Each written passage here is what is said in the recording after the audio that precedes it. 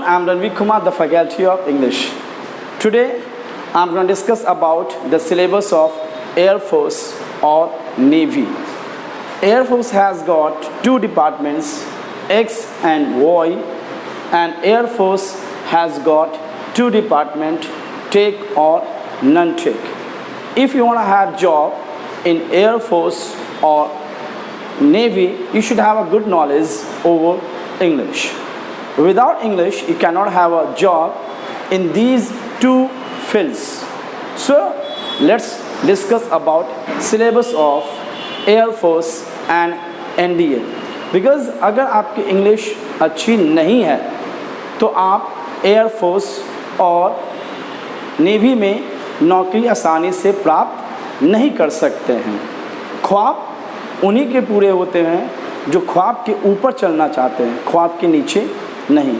Wings सबको नहीं मिलती हैं। विंग्स टू फ्लाई, एनिमल्स को विंग्स नहीं है, they do not fly. Birds को विंग्स है, they can fly over the sky. तो you should have a wings as English. अगर आपकी इंग्लिश अच्छी है तो you have got wings to fly to get a job in air force और navy. चलिए अब शुरुआत करते हैं एयर फोर्स और नेवी का इंग्लिश का सिलेबस क्या होता है। आप हमारे स्क्रीन बोर्ड पर देख रहे हैं कि इंग्लिश का क्या क्या सिलेबस है। सबसे पहले एयर फोर्स का दो डिपार्टमेंट है, X and Y, and navy का दो डिपार्टमेंट है, टेक और नॉन टेक। देखिए ग्रामर सेक्शन से क्या क्या पूछते हैं एयर फोर्स और नेवी में। अगर आपकी ग्रामर हो सके तो आप 10th में ग्रामर पढ़े होंगे, उसको थोड़ा सा और हाई लेवल लेकर जाकर थोड़ा सा एक्स्ट्रा मेहनत करेंगे तो आपके जितने भी ग्रामर सेक्शन हैं वो आसानी से मजबूत हो सकते हैं। देखिए ग्रामर रटने की चीज़ नहीं होती है।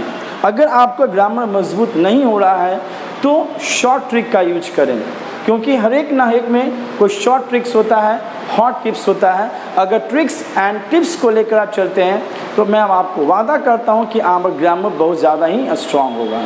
इसी कारण से मैं जो भी ग्रामर अब मैं बनाने जा रहा हूं अपने YouTube के माध्यम से, मैं कोशिश करूंगा ज़्यादा मैं आपको ट्रिक्स और टिप्स दूं जिससे आप कम समय में ग्रामर पोर्शन को मजबूत कर सकें और अच्छा से अच्छा मार्क्स एयर फोर्स और नेवी में उठा सकें। चलिए थोड़ा सा ग्रामर सेक्शन देखते हैं क्या क्या आता है इंग्लिश में, क्या क्या सिलेबस है एयर फोर्स और नेवी में। चलिए देखिए, वॉइस आपका वॉइस है, नरेशन है, स्पॉटिंग एरर है, फिल इन द ब्लैंक है, कंप्रीहेंशन है, स्पेलिंग मिस्टेक है, वन वर्ड सब्स्टिट्यूशन है, इडियम्स एंड फ्रेजेज है, सेंटेंस इम्प्रूवमेंट है, एंटोनिम एंड सिनोनिम्स है। इतना ही आपका इंग्लिश पोर्शन है। अगर इतना आप मजबूत कर लेते हैं तो मैं श्योर करता हूं कि आप लगभग 15 से 20 नंबर एयर फोर्स और नेवी में उठा सकते हैं।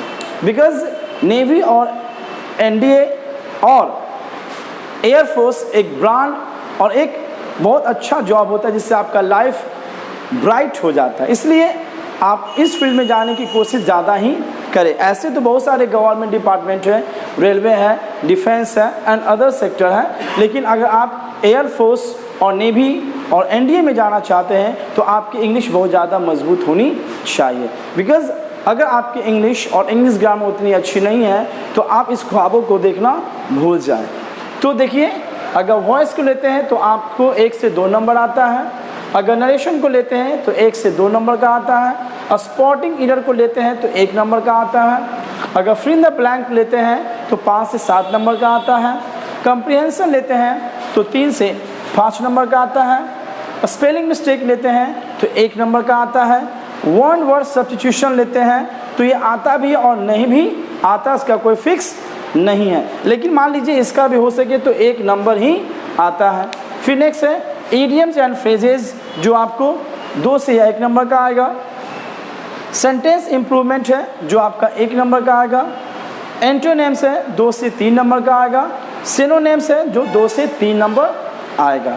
तो मैं जानता हूँ कि आप 12th इंग्लिश पढ़े होंगे या मैट्रिक के समय आप कुछ ग्रामर सेक्शन पढ़े होंगे, खासकर सीबीएसई बोर्ड के बच्चे वो थोड़ा सा voice, narration, fill in the blank, comprehension, spelling mistakes, Indian phrases, sentence improvement, इन्होंने सिनोनिम्स ज़रूर पढ़ते हैं क्योंकि सिलेबस में ही उनका चीज़ है। लेकिन बिहार बोर्ड के बच्चे के लिए बहुत ज़्यादा प्रॉब्लम होती है इंग्लिश, क्योंकि उनका इंग्लिश उतना स्ट्रॉन्ग नहीं होता है, क्योंकि बिहार बोर्ड में इंग्लिश कंपलसरी नहीं होने के कारण बच्चे ज़्यादा मैथ पर फोकस कर देते हैं। लेकिन वो मैट्रिक के बाद तुरंत एयरफोर्स और नेवी का फॉर्म भर देते हैं, लेकिन उनको पता नहीं कि नेवी और एयरफोर्स बिना इंग्लिश का संभव नहीं है। तो आप जैसी मैट्रिक और इंटर पास करें तो इंग्लिश क्लास ज़रूर धरें।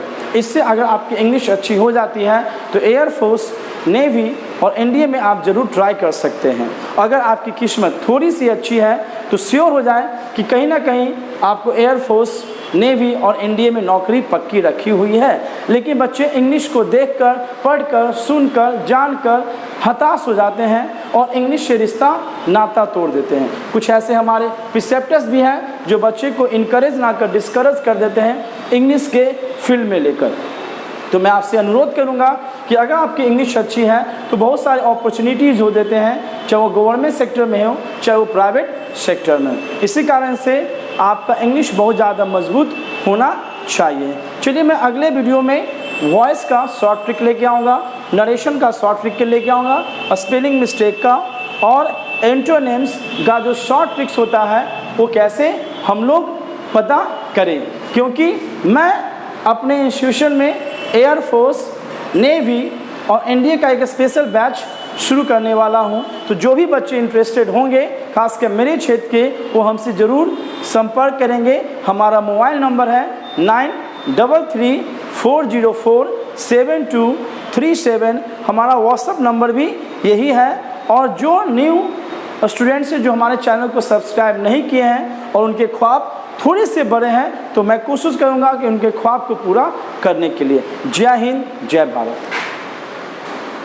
अब हमारे सहयोगी, हमारे कलीग आपको बताएंगे एयरफोर्स और नेवी में इंग्लिश के अलावा क्या क्या पढ़नी है। बिकॉज इंग्लिश तो बहुत इम्पॉर्टेंट है, चाहे वो एक्स में हो चाहे वाई में हो, दोनों में इंग्लिश आनी ही आनी है। और क्या क्या पढ़ना है इंग्लिश के अलावा, बिसाइड्स इंग्लिश कौन कौन सब्जेक्ट आपको पढ़नी है, जिसके कारण आप आराम से एयरफोर्स और नेवी का एग्ज़ाम अच्छे मार्क्स लाकर अपना भविष्य बना सकते हैं। तो मैं अपने कलीग को बुलाना चाहता हूं। सर, अभी हाल ही में अभी तुरंत बताएं आपको इंग्लिश के बारे में सर। उसके बाद हम आपको बताएंगे एयरफोर्स और नेवी में प्रश्न कितने नंबर के होते हैं और प्रत्येक जो प्रश्न होते हैं कितने मार्क्स के होते हैं और कौन कौन से विषय हम लोग को पढ़ना है और प्रत्येक विषय में कौन कौन से चैप्टर पढ़ना है और कौन से चैप्टर पढ़ना है, इन सभी के बारे में हम बारी बारी बताएंगे। याद रखिएगा, एयरफोर्स और नेवी को दो डिपार्टमेंट में बांटा गया है, जिसको एक्स ग्रुप और वाई ग्रुप नेवी में बोला जाता है। उसी प्रकार एयरफोर्स में होते हैं एक टेक्निकल और एक होते हैं नॉन टेक। दो होते हैं टेक और नॉन टेक। अब देखेंगे हम पहले कि air force number of question, air force में जो एग्ज़ाम देंगे या देंगे एक्स ग्रुप का या देंगे वाई ग्रुप का, दोनों जो एग्ज़ाम होंगे आपका नंबर ऑफ क्वेश्चन 70 होंगे। 70 क्वेश्चन होंगे 70 मार्क्स का और नंबर ऑफ 70 क्वेश्चन 70 मार्क्स। अब बात करते हैं कि एक्स ग्रुप में क्या पूछा जाता है और वाई ग्रुप में क्या पूछा जाता है। तो देखेंगे कि एक्स ग्रुप हो या वाई ग्रुप हो, दोनों में एक चीज़ कॉमन होता है जिसका नाम है इंग्लिश। अगर केवल एक्स ग्रुप पढ़ना चाहते हैं तो भी इंग्लिश पढ़ना है और वाई ग्रुप पढ़ना चाहते हैं तो भी इंग्लिश पढ़ना है। देखेंगे एक्स ग्रुप में इसमें आपको इंग्लिश है, मैथ है, फिजिक्स है। इंग्लिश जो होते हैं आपका ग्रामर पोर्शन पूछे जाएंगे और उसके बाद मैथ जो भी होंगे आपका यह टोटल 12th क्लास के पूछे जाते हैं। मैथ जो भी आपको पढ़ना है 12th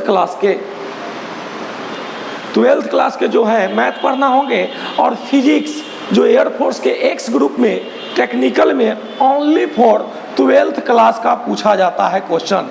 ओनली फॉर फिजिक्स और मैथ जो पढ़ना है आपको 12th क्लास का बताना है कि फिजिक्स में जो भी आप लोग पढ़े हैं 12th क्लास में, उसी के बारे में एक्स ग्रुप में पूछा जाएगा, जिसमें 70 क्वेश्चन होंगे, 70 मार्क्स होंगे। फिजिक्स 12th का मैथ 12 से, और इंग्लिश जो आप लोग ग्रामर पढ़ते हैं वही ग्रामर बताना रहता है। उसके बाद देखेंगे वाई ग्रुप। वाई ग्रुप में क्या पूछा जाता है? वाई ग्रुप को नॉन-टेक भी कहते हैं, वाई ग्रुप को नॉन-टेक भी कहते हैं। देखिए इसमें भी हम लोग को इंग्लिश पढ़ना है, जो इंग्लिश आपको पहले से आप कंपटीशन में पढ़ चुके हैं या पढ़ रहे हैं। ग्रामर से पूछे जाएंगे, यानी syno, anto, idiom, phrase, one word substitution, जो भी वॉइस नरेशन आप पढ़े हैं पहले या जो भी पढ़ना है तो। और उसके बाद आता है एक रागा। एक रागा आता है। रागा कहने का मतलब है रीजनिंग और जीए का मतलब होता है जनरल अवेयरनेस, जिसमें आपको जनरल साइंस पढ़ना होगा। चलिए देखिए, रागा का आर का मतलब होता है रीजनिंग और जीए का मतलब होता है जनरल अवेयरनेस। जनरल अवेयरनेस में पढ़ना क्या होता है? जनरल साइंस और जनरल नॉलेज। जीए में होगा वही आपका जीएस यानी जनरल साइंस और जनरल अवेयरनेस, जो आपका मैथ, फिजिक्स, केमिस्ट्री होते हैं। और रीजनिंग जो आपको रैंकिंग है, सीटिंग अरेंजमेंट है या नंबर है या पजल है, वही पढ़ना है। यानी जो हम बाई ग्रुप को अगर फॉर्म भरते हैं तो इसमें आपको इंग्लिश पूछे जाएंगे, जीके पूछे जाएंगे, जीएस पूछे जाएंगे और रीजनिंग पूछे जाएंगे। ठीक है। अगर हम चाहें तो एक्स ग्रुप और वाई ग्रुप दोनों एक साथ भर सकते हैं। एक्स ग्रुप और वाई ग्रुप को एक साथ अगर आप चाहें तो फॉर्म फिलअप कर सकते हैं। यदि हम चाहें कि सर एक्स ग्रुप भी भरे और वाई ग्रुप भी भरे तो ऐसा होगा? हाँ, तो ऐसा है कि आप एक्स ग्रुप भी भर सकते हैं और वाई ग्रुप।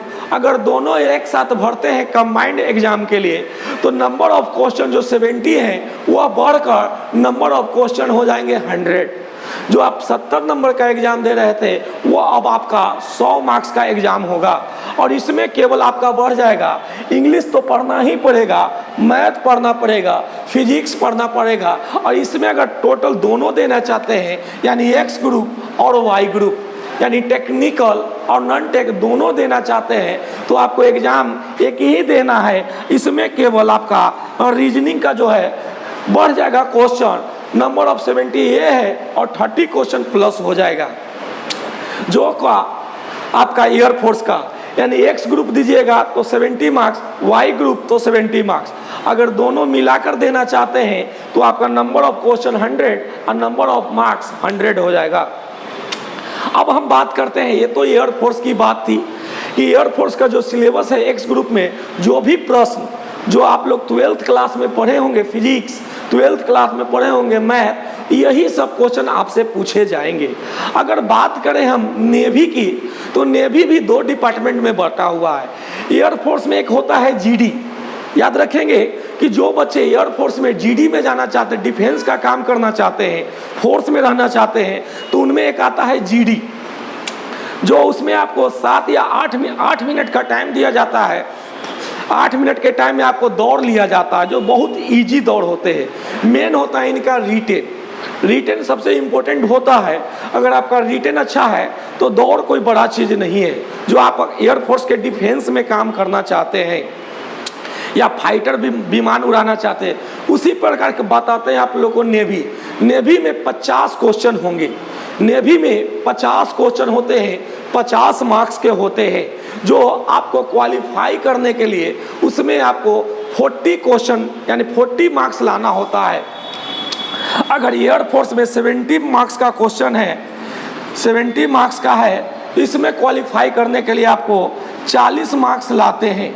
अगर 70 में 40 मार्क्स आप ले आते हैं तो क्वालिफाई हो जाइएगा, आपका रिजल्ट आ जाएगा।